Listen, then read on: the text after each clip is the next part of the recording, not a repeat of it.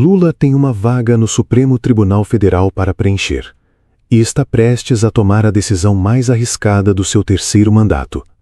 Ele quer forçar o Senado a engolir um nome que já foi rejeitado. Se der errado, será uma das maiores humilhações da história política brasileira. Uma vaga no STF não é uma nomeação qualquer. É uma das decisões mais permanentes que um presidente da República pode tomar. O ministro do Supremo não tem mandato fixo, fica até os 75 anos. Isso significa que a escolha de Lula hoje pode influenciar decisões judiciais no Brasil por décadas. O que torna essa situação diferente de todas as anteriores é um fato histórico. O Senado já rejeitou o nome preferido de Lula, e Lula quer mandar o mesmo nome de volta. Dentro do PT, existe uma ala que defende que Lula use essa vaga para nomear uma mulher negra para o Supremo. O STF tem 11 ministros. A composição atual não reflete a diversidade do país. Nos bastidores, o presidente trata essa corrente como o que ele chama internamente de Lacrolândia, um grupo mais preocupado com simbolismo do que com estratégia política real. Independentemente do mérito do argumento, o fato é que essa opção foi descartada. Lula não está considerando uma mulher negra para a vaga. A segunda opção é a mais cautelosa, não indicar ninguém agora, esperar as eleições de 2026, vencer e então nomear o nome desejado com mais força política e capital renovado. O problema é que esse cálculo depende de uma premissa que está longe de ser garantida, a reeleição de Lula. Pesquisas recentes do Atlas Bloomberg mostram que Lula está com popularidade em queda. Flávio Bolsonaro aparece crescendo nas intenções de voto e, em alguns cenários, pode vencer no primeiro turno. Num contexto eleitoral adverso, adiar a indicação pode significar não ter a oportunidade de fazer a indicação nunca.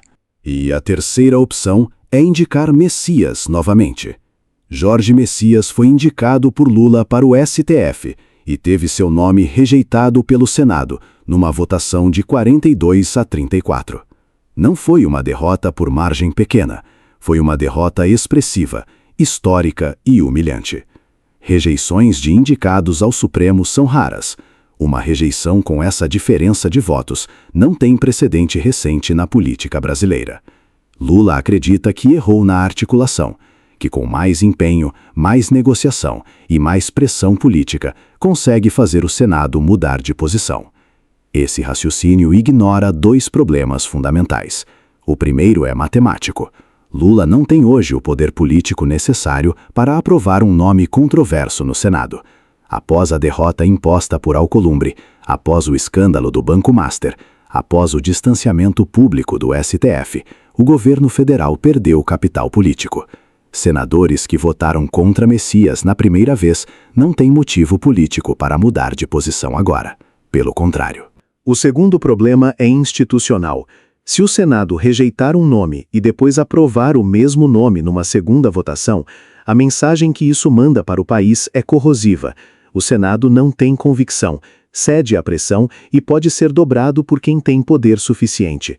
Nenhum senador com ambição política quer ser visto como alguém que votou contra e depois votou a favor do mesmo nome por pressão do Executivo. Lula está confundindo teimosia com determinação. Insistir em Messias não é uma demonstração de força, é uma demonstração de que o presidente não consegue mais ler o ambiente político ao seu redor. Forçar uma segunda rodada com Messias não resolve nenhuma dessas frentes, apenas adiciona mais uma. Se Messias for aprovado na segunda tentativa, o Senado sai desmoralizado, mas Lula sai politicamente enfraquecido. A vitória custará mais do que vale. Se Messias for rejeitado novamente, o governo Lula entra numa crise de credibilidade, da qual será muito difícil se recuperar antes de 2026. Se este vídeo te ajudou a entender o que está em jogo, compartilha e inscreva-se para não perder os próximos vídeos.